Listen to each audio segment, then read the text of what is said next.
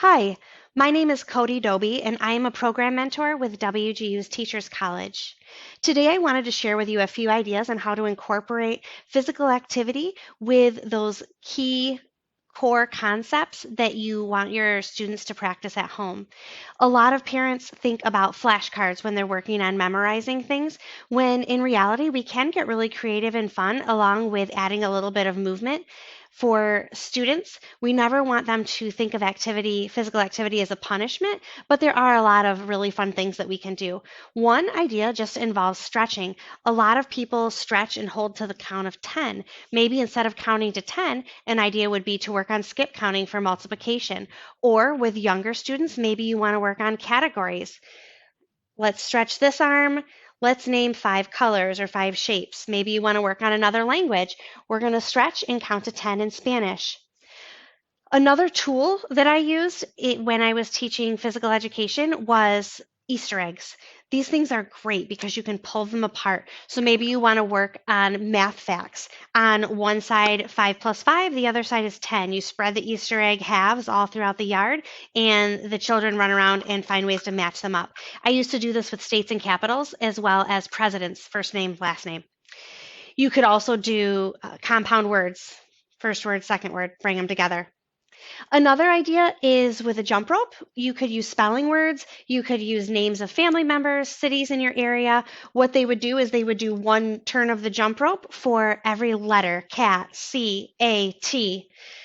If you're working on someone's name, Kathy, capital K, A, T, H, Y, it wears them out really fast.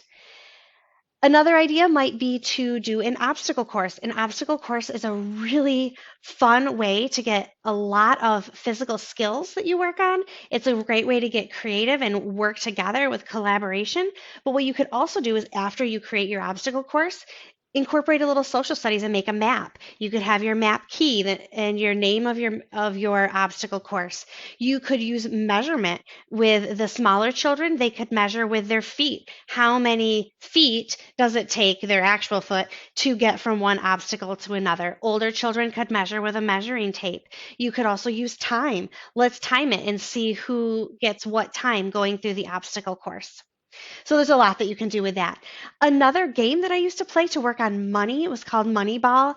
And what we would do is we would take a basketball and I would just use the blue painter's tape and I would write different amounts of money on the painter's tape. You could use numbers and decimals or you could use the actual words depending on the skill you want to work on. I would put those all over the basketball court. I'd have enough for about 10 per student. And the students would go stand on the piece of tape. If it was closer to the hoop, it's going to be worth probably a penny or a nickel. The further back, you're going to get into quarters and dollars. So they would stand on the tape, make their shot. If they miss, they move on.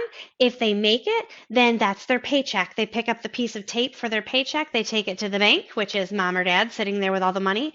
And again, depending on the skill that you want to work on, they would find a dime and put it in their bucket. Or maybe they would just say, I need 10 cents. And mom could say, here's a dime and put it in their bucket.